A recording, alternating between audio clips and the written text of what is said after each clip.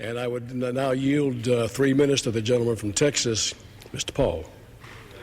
Just for 3 minutes. I thank the chairman for yielding. I ask unanimous consent to revise and extend my remarks. Without objection. Mr. Chairman, this $87 billion is a little bit steep for my wallet, and it's a little bit steep for probably the wallets of most Americans, so I will be voting against it. But I understand this is called a supplemental. Now, it's interesting that it's a supplemental because we haven't passed a budget.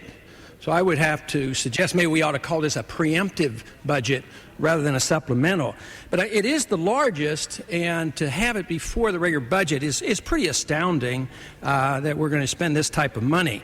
But I do want to take this minute that I have to quote from a book, A World Transformed. And this was written about 5 years ago, talking about Iraq. And I think this is a very serious quote and something worth listening to.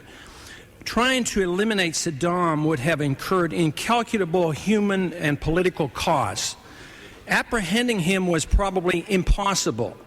We would have been forced to occupy Baghdad and, in effect, rule Iraq. There was no viable exit strategy we could see violating another of our principles. Furthermore, we had been self-consciously trying to set a pattern for handling aggression in the post-Cold War world. Going in and occupying Iraq, thus unilaterally exceeding the United Nations mandate, would have destroyed the precedent of international response to aggression that we hoped to establish. Had we gone the invasion route, the United States could conceivably be an occupying power in a bitterly hostile land. It was written 5 years ago, very perceptive. It was written by President Bush Sr. So I think we're here now in a very hostile land with a very difficult situation. I was a strong opponent of the war for two reasons. One, I sincerely believed our national security was not threatened, and I also was convinced that it had no relationship to 9/11. And I think those two concerns have been proven to be correct.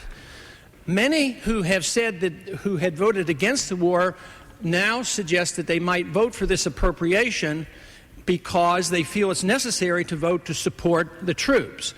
I think that's a red herring argument.